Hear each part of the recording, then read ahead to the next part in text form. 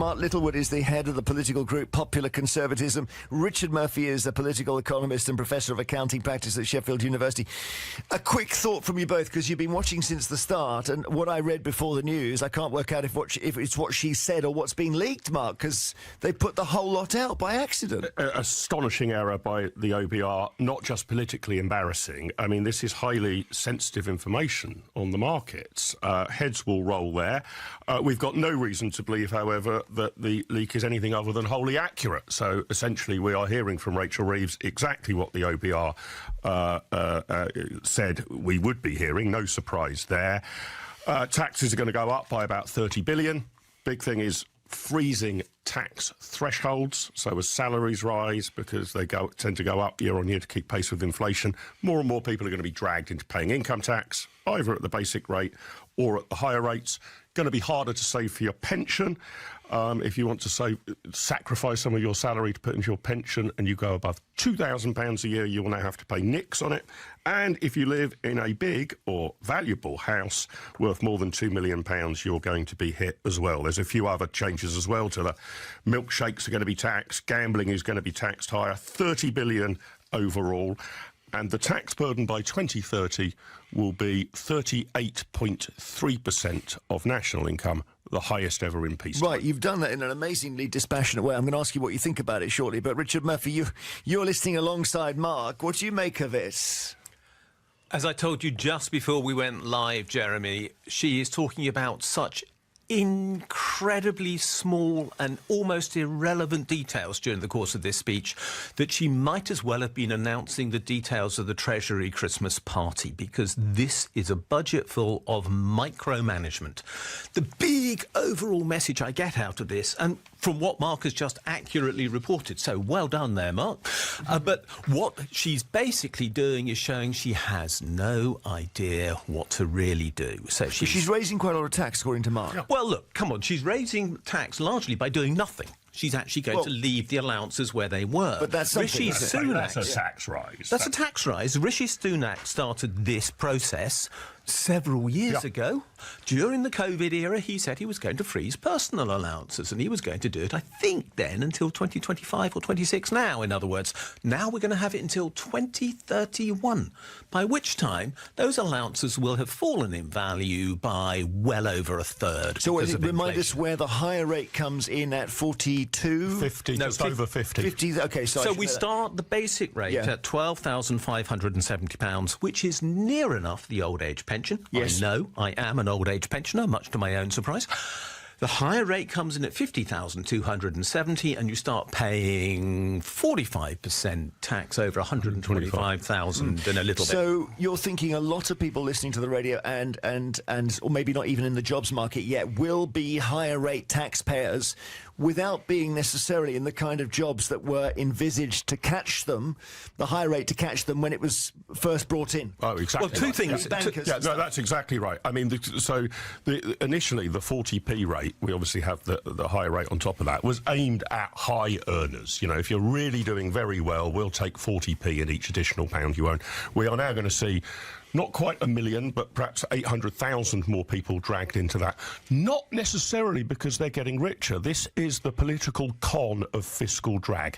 Let's say that you're earning £45,000 a year at the moment. Bit above average, you know, but you're not colossally rich.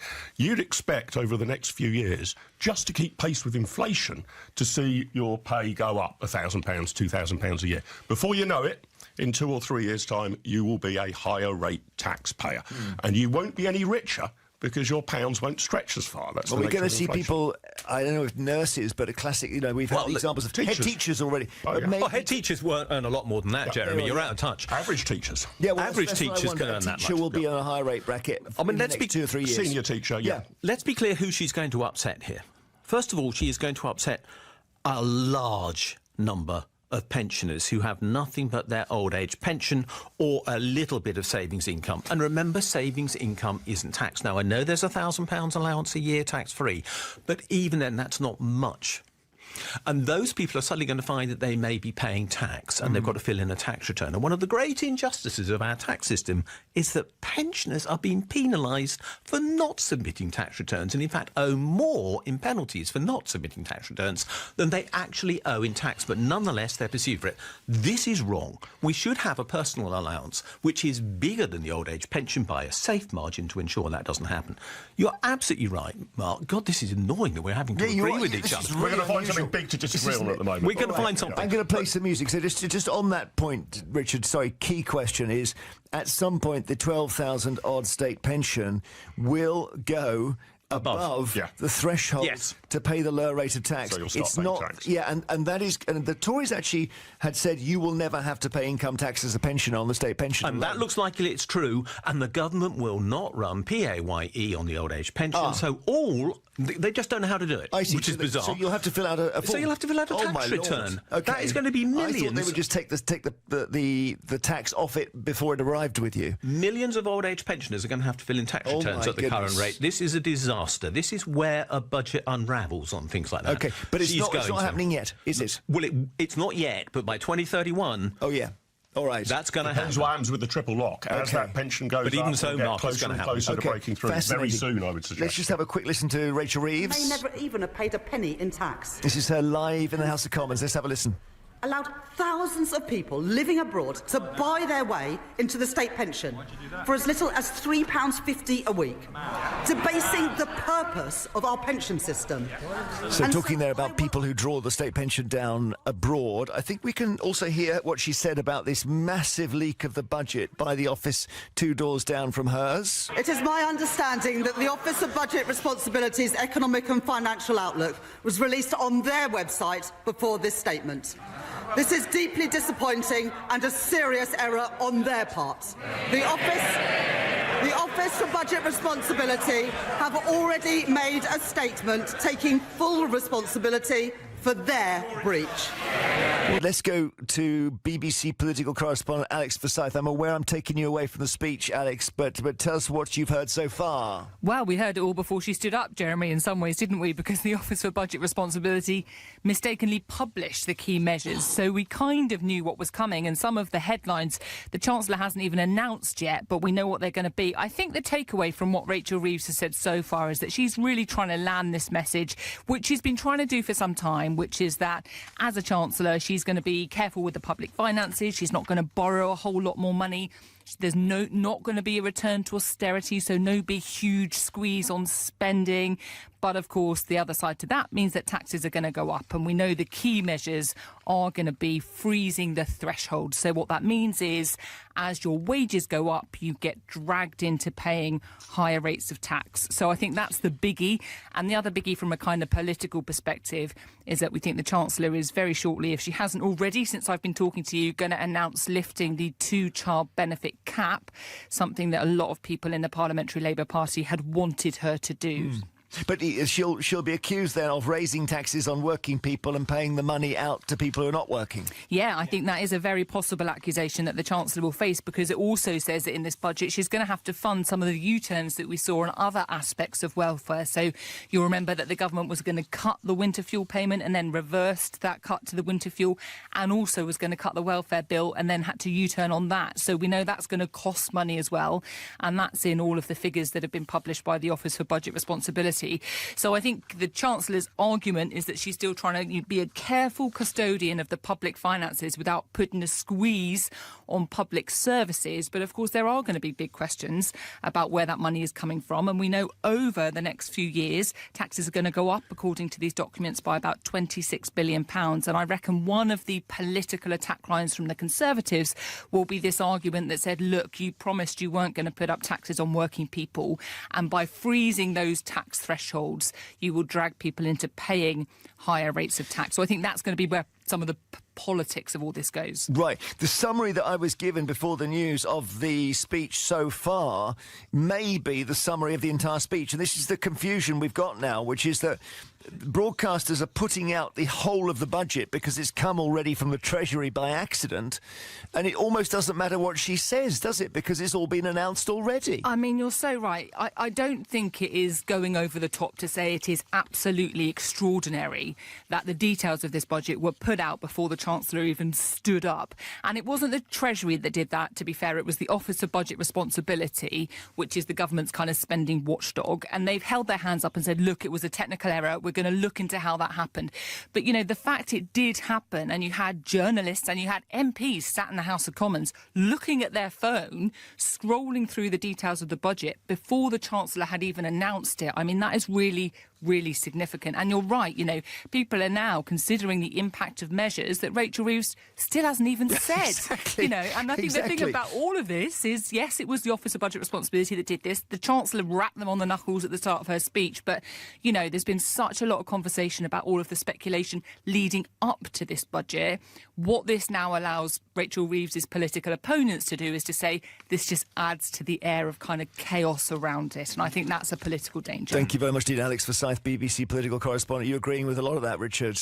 I am agreeing with a lot of that. I mean, in the run-up to this budget, she put out ideas, she flew kites, she suggested things that weren't going to happen. She made a massive series of errors of judgment. As a consequence, she broke all the rules, and the Deputy Speaker gave her a 2-minute ticking off before she even stood up today about how she had done just that. She had disrespected Parliament, and frankly, she had put at risk the credibility of all her plans, while showing she had no plans. It's even worse than that, isn't it? it? That there were U-turns before the budget was even announced. I mean, there was no doubt that they had in mind to increase the income tax rate by twopence and probably lower national insurance by twopence to offset that for working people.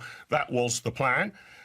They decided to sort of road test this in public opinion and amongst Labour backbenchers, decided that was too hot to handle, retreated. So it's extraordinary, really. I mean, various versions of the budget leaked, and then finally the final version's leaked by the ODR. Let's just hear her now, because she's talking about mention tax now. Retail, hospitality and leisure properties. The lowest rates since 1991. Paid for through higher rates on properties worth more than £500,000, like the warehouses used by online giants. Alongside this, I will introduce a package of support worth over £4.3... So she just announced in England properties worth more than £2 million will face a £2,500 annual charge, rising to £7,500 if your house is worth more than £5 million.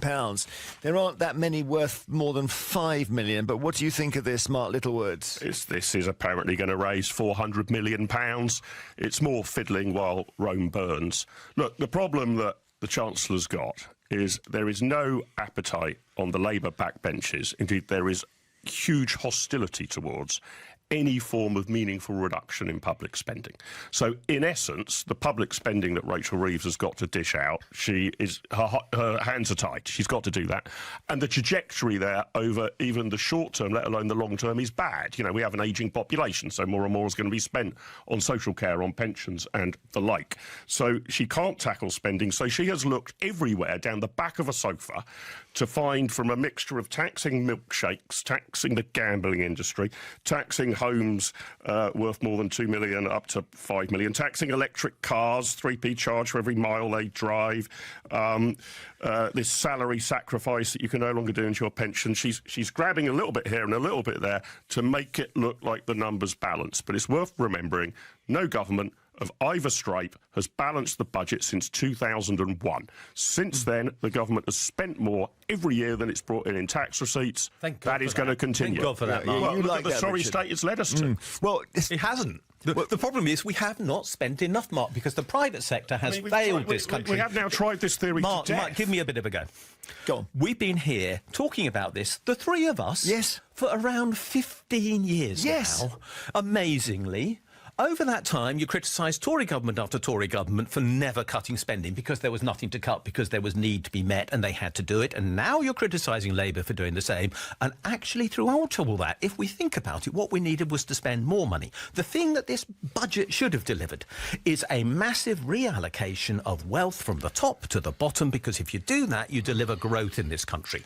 Because the wealthy, when they have money, save it. Money saved is money put out of use. No, it's... We need to put money into use. You're wrong, Mark. It is not used to fund investment. They're on somewhere. No, they are not. They're used to invest. They are not. If you think that, you don't understand any of the basics on the way in which our market economy works. So hang on a minute. Richard, if you tax the very rich, we keep being told they will just leave. And they are.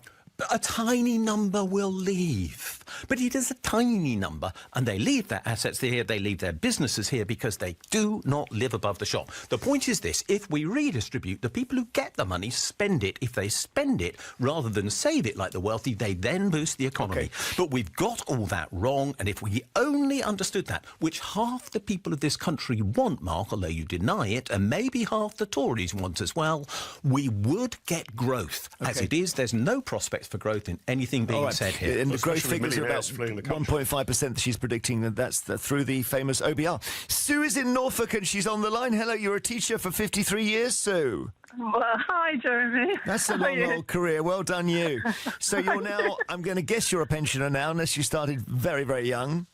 No, I'm a pensioner. I'm 72 years old now. OK. So. I'm just wondering how these tax thresholds affect you. Have you drifted into the lower rate now? I have. I paid a small amount of tax last year just on my state pension. No other pension, not on savings, just on the pension. And of course now, come next year, it'll be even higher.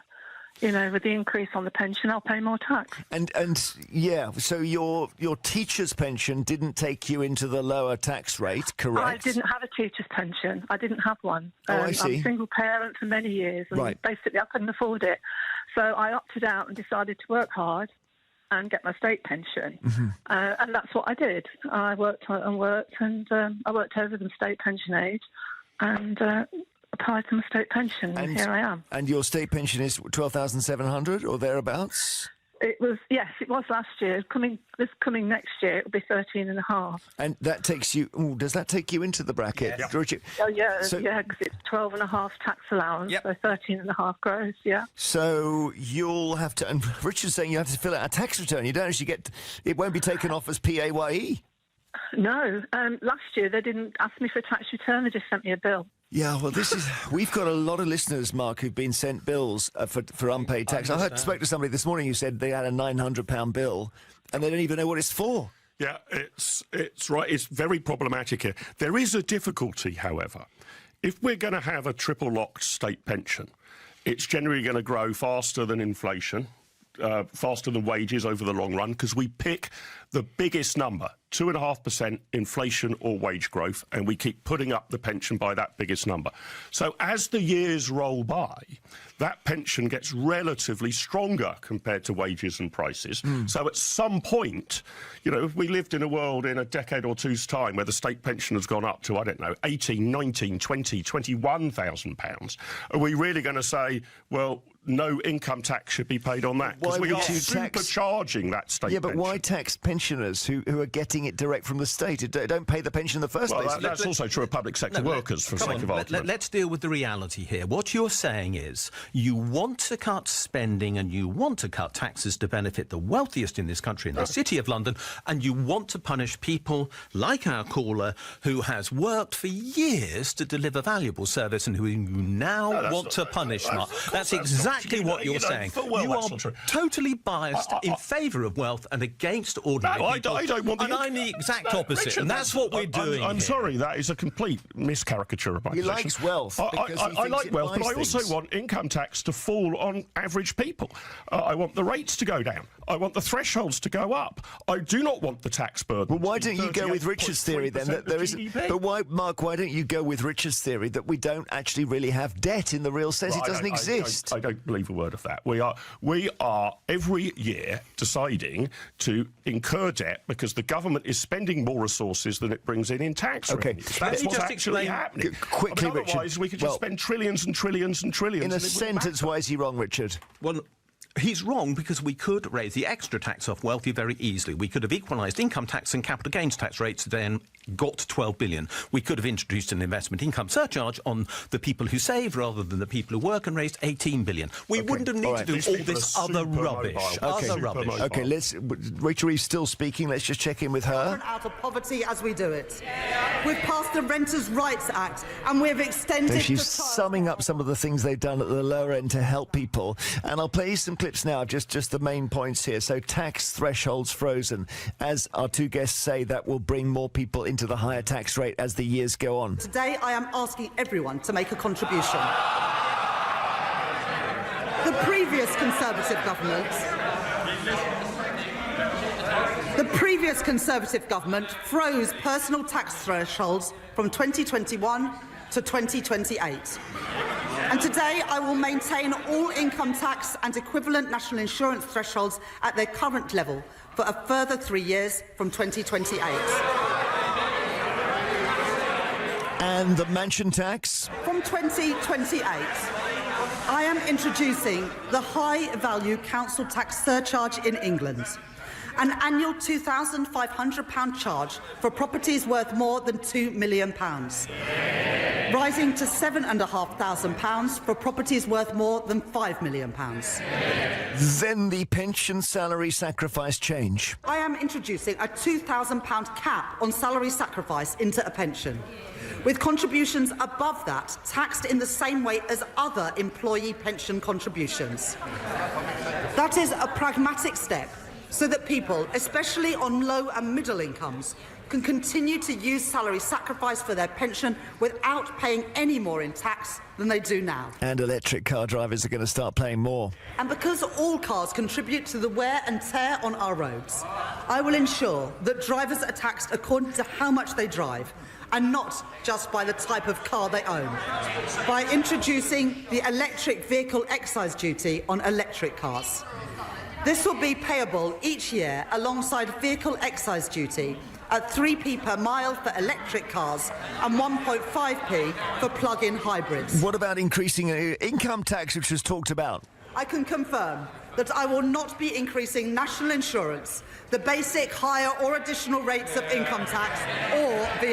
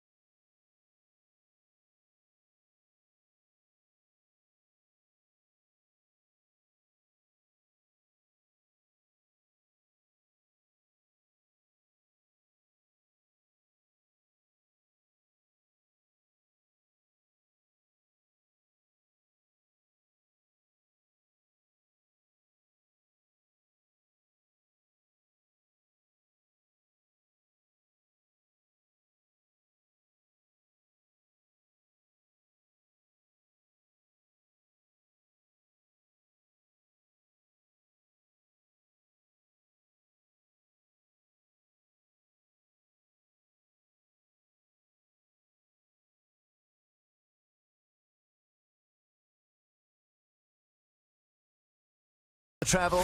Thank you. We'll start in West Yorkshire, M62, the westbound side. Got one lane out because of a breakdown. That's at junction 25 for Brighouse. In the Midlands, the M54 is one lane out both ways at 2 for Wolverhampton.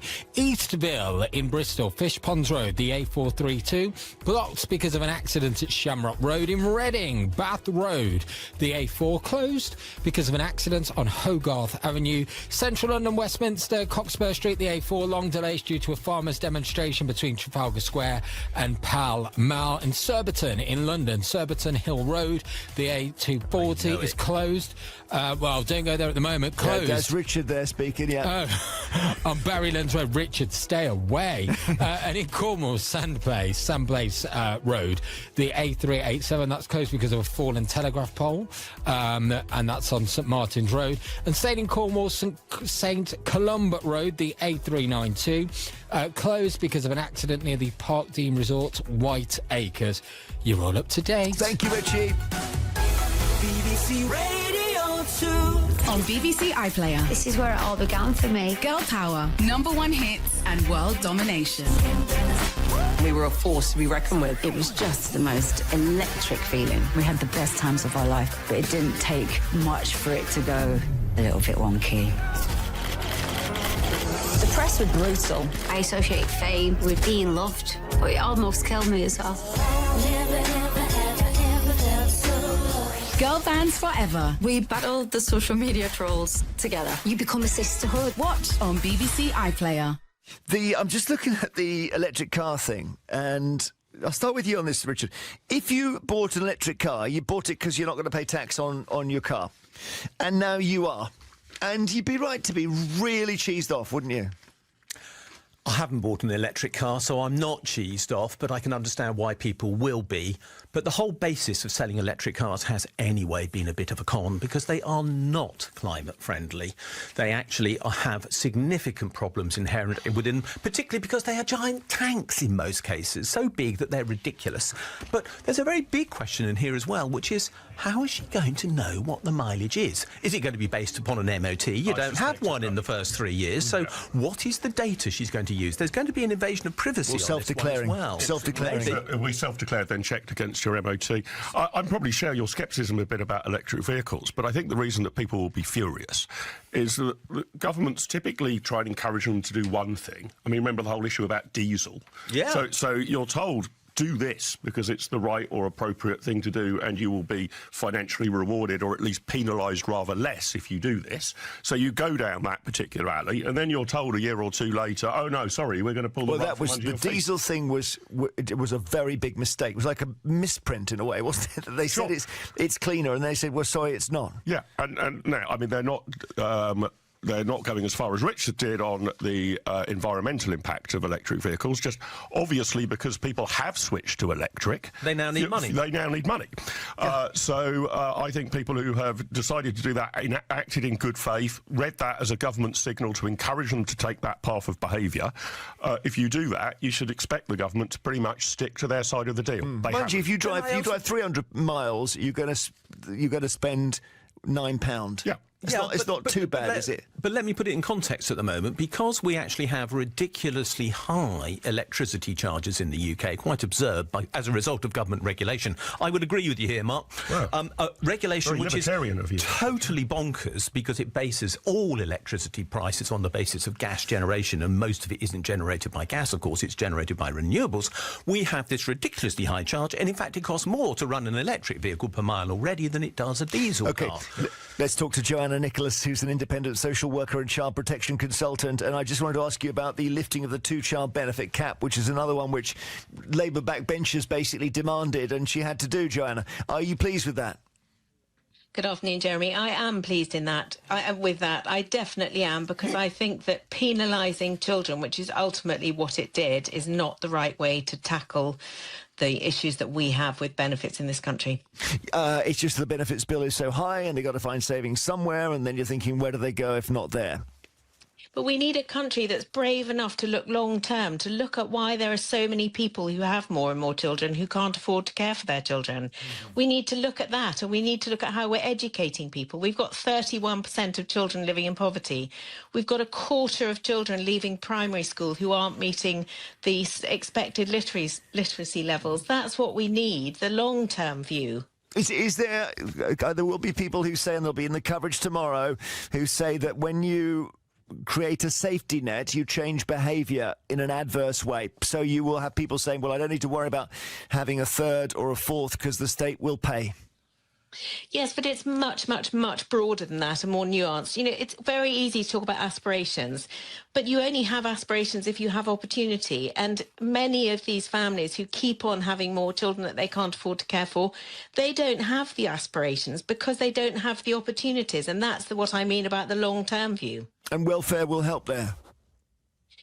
We need a welfare system, I believe, to help those most vulnerable. What we need to do is stop people abusing the system that we have. That's where we should be looking. Thank you very much, Joanna Nicholas, independent social worker.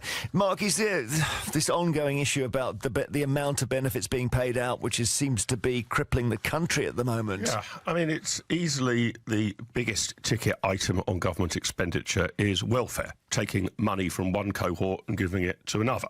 Now, I'm not against that per se, but let's look at all of the cash that we hand out, including state pensions, child benefit, a whole lot, and divide that between every household in Britain. It comes in at north of £12,000 per household per year in cash benefits.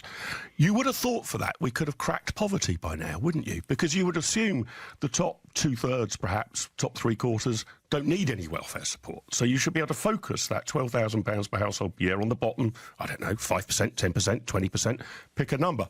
Yet poverty's still with us. As Ronnie Reagan was fond of saying, somewhere there must be some overhead. This sort of bill, the amount we are spending on welfare and transfer payments should easily be enough to end poverty. All right. And one more heave and yet another tranche on top of it, I think, is not an imaginative way to crack poverty. Going to talk about pensions for a second here with Steve Webb, who was pensions minister in the coalition government, is now a partner at the pensions consultancy Lane, Clark and Peacock. Rachel Reeves has sat down now, Steve, so we have the final full stop on the whole thing. What do you think? I think the nasty surprises for pensioners will be two things that haven't been trailed. One is an extra 2% tax on income from savings, interest, dividends and property, which I don't think anybody expected. And, you know, on the one hand, they say they want a saving and investing culture, and on the other, they've increased the tax on savings and investment. So that seems a bit odd. And I think the other one is the extra, you know, we thought we might have another 2 years freeze on tax-free allowances. It's going to be 3 years, which is more than we expected. So I've estimated about 10 million pensioners will be taxpayers by the time all this is done, which is about 3 in 4 pensioners. So long gone are the days when you could think retirement was a time when you didn't have to deal with HMRC. Yeah, well, my colleague Richard Murphy was saying that we will, because they won't just take it at source, you will have an enormous number of pensioners who have to then start filling out tax returns again. That's not quite true. So if you have complex tax affairs, yes. But if you just have a state pension or company pension or whatever, there's something called simple assessment. And basically, they know about you. They know what state pension they're paying you. They know what private pension you're getting.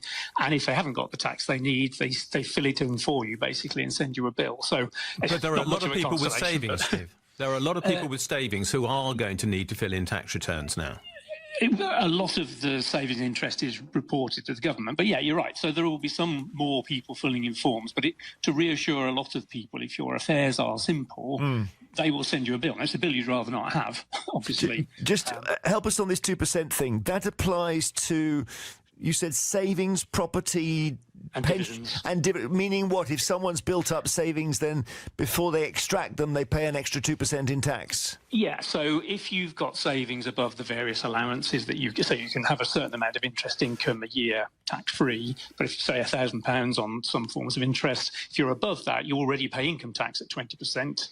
you'll pay it at 22% in future. So above those, so it really is a penalty on savers, I think. Grateful for your expertise, as always, Steve Webb. Thank you. You don't agree, Richard? No, of course I don't agree, because let's be clear, if you're actually working for a living rather than living off your savings, and it's the people who work who create value and savers don't, you will be paying national insurance at the moment at 8%, and your employer will be paying it over 13%. So your effective tax rate on this is over 20% more than those who are literally getting this income from savings. So come on, this is totally ridiculous. Is saving bad, though?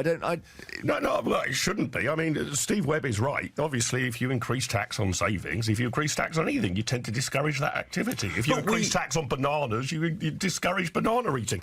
The point, Richard, is, look, we don't want to live in a society where everything is a hand-to-mouth existence while you're working.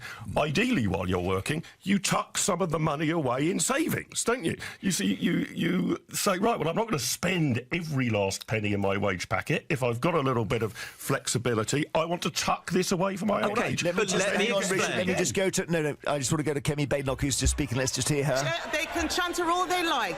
These are these same backbenchers, Madam Deputy Speaker, who cheered last year when she taxed jobs and left more than 100,000 people without an income. They cheered because they didn't understand the consequences of what they were doing, and they still don't. Madam Deputy Speaker, it's not been an easy time for the Chancellor. No one liked seeing her sitting on those benches as it dawned on her that her own backbenchers were going to do to her political career what she's done to our economy. But she could have chosen today to bring down welfare spending and get more people into work. Instead, she has chosen to put up tax after tax after tax, taxes on workers, taxes on... Kemi Badenoch speaking. We're just going to talk about the mention tax and how that works, because that's one of the things in here. It is only going to affect houses worth more than £2 million. It was a policy that Ed Miliband wanted when he was leader, but he lost that election. This is now coming in. Annie Shaw joins us, personal finance journalist and property commentator. It's a lot of people listening will think, well, this is so few homes in the country worth more than 2 million. This won't have much of an effect on anything, Annie. I think that's probably true, Jeremy. I think that's absolutely right. I think it's playing to the gallery, as it were, that people realise that, a house in Hartlepool pays more council tax than Buckingham Palace, or whatever the examples they give are, and that this is a nod to we need to do something about that. So I think we look at it as a start, but how it's going to work, I mean, it looks like a shambles to me. I mean, they say it's not going to start till 2028 for a start. It's only going to raise, I think, 0.4 billion, which, is a billion. That pounds to me sounds like a lot of money, but it's a drop in the bucket, really, of government revenues. And then it's very, very vague about its houses that are identified by the Valuation Office as being worth more than £2 million in 2026. So this identified, how are they going to do that? Is that on kind of sale prices? Is that would you do a whole street and say this whole street is 2.1, or would you have to go house to house and say they've got a basement, they've got I don't know. Would you end up with people deliberately devaluing their houses? Well, that's again another thing. Remember the window tax. People thought they were very clever bringing that in and taxing people on the number of windows because they thought that shows you've got a big house and you must be very wealthy. So they just bricked up the windows. So are people going to be demolishing their conservatories and, smashing down their sun lounges or taking out their wet rooms and pool rooms in order to make surely they're not going. If your conservatories cost you 40 grand, you're not going to knock it down to avoid paying £2.5 grand a year, are you? Or are you? I don't think you are, but no. I mean, there's a rather amusing article, I think, in the Times today. What can you do to devalue your house? I mean, people don't generally want to do that, but it does affect perhaps sale prices. Yes. People are going to be looking to say, I don't want to buy a house that's costing £2 million. I mean, I'm only prepared to pay 1.999 million. And in terms of, I know she said that it's between 2,500 and 7,500, and 7,500 will be for houses over 5 million. But are you clear on how that banding works, or? Absolutely no clarity on that at all. We know they're going to be slab bands, a bit like the council tax bands are now, not a gradual tax, like income taxes. So where those bands are going to be, we don't know. Again, 7,500 on 5 million seems like, a bad bagatelle compared with what people who have got a house worth $350,000 actually pay as a proportion every year of their value of their house in council tax. So how it would work is most confusing. Thanks, Annie, very much. The personal finance journalist Annie Shaw. Mark, on this mention tax thing, there are people who are property rich, cash poor. So if you're given a bill for $5,000 or something and you can't pay it, what can you do? Sell your house. I understand the system is you can wrap it up into death duties. Right. So you can just keep rolling it on and rolling it on and rolling it on. And if my maths are here, if you were to roll on £2,500 a year, you'd have to live a very, very long time for that to rack up to $2 million. So you can defer it. But what we just heard there, I think, is right. The problem with these cliff edge effects is there is now an enormous incentive to keep your property at 1.99 million. Or 2.99. Yeah, so we don't know exactly how the gradation will work after that. Presumably, once you're past 5 million, go gangbusters. Build us an extra swimming pool, a tennis court, whatever else. Well, but there will now be a lot of jiggery-pokery between estate agents and others. Make sure you sell your property at 1.99 million, not at 2.1 million. Richard, what do you think? We've spent the last 3 minutes entirely missing the point, and that is that this is a tiny number of properties where people can afford to pay $2,500. Let's be blunt about it. The real issue about council tax is that several years ago we had council tax brought in on people who live on benefits, and they live on benefits because they cannot, for example, work because they are disabled, and that is the problem with council tax. It is a penal, regressive tax that punishes those on low incomes very, very hard, and that is why those on low incomes actually pay more in tax per head on average than do the people who live in houses with 2 million. So we've got all our priorities they don't pay wrong. More tax. They pay more as a proportion, and that matters. And that matters. All right. And so we should be worrying about them and not people who live in properties with 2 million. OK, but we're talking about the mention tax only because it's just been announced. Jamie in Kent. Hello, Jamie. Hi, Jeremy. Give us your assessment of this budget. I think it's dishonest. We all know that the country's broke. Why not simply say, look, for the next 3 years, we're going to put income tax up for everybody and introduce a wealth tax, rather than all these little penny pinching things which would cost a fortune to implement and to monitor. Charging people per mile driven. It's getting a bit authoritarian, isn't it? Well, OK, thank you. And on that note, Rob Thomas in Burgess Hill, you feel the electric vehicle thing goes against the New Deal? Yes, hi Jeremy. Thanks for having me on. Yes, it's. I just think it's absolutely disgusting. People buy their electric cars for the green sort of issues. Certainly, I did back in July. I bought a hybrid car because I thought, well, if I can save some of the environment. I do have range anxiety, so I didn't go fully electric. But to now sort of have your car tax at whatever £250, £300 maybe, depending on the size of your car. And then to have, another sort of £200-300 on top of that, depending on how many miles you've done, I just think it's absolutely disgusting. They were encouraging you to go to EV and putting in all of this EV infrastructure. But now, certainly, I would look at going back to a petrol or a diesel car rather than going to an EV car. Well, I think that might happen, actually. You're right. Rob Thomas in Burgess Hill, thank you so much. Let's just listen to the opening comments of Kemi Badenoch, the Leader of the Opposition. And may I congratulate the Right Honourable Lady on delivering her second budget.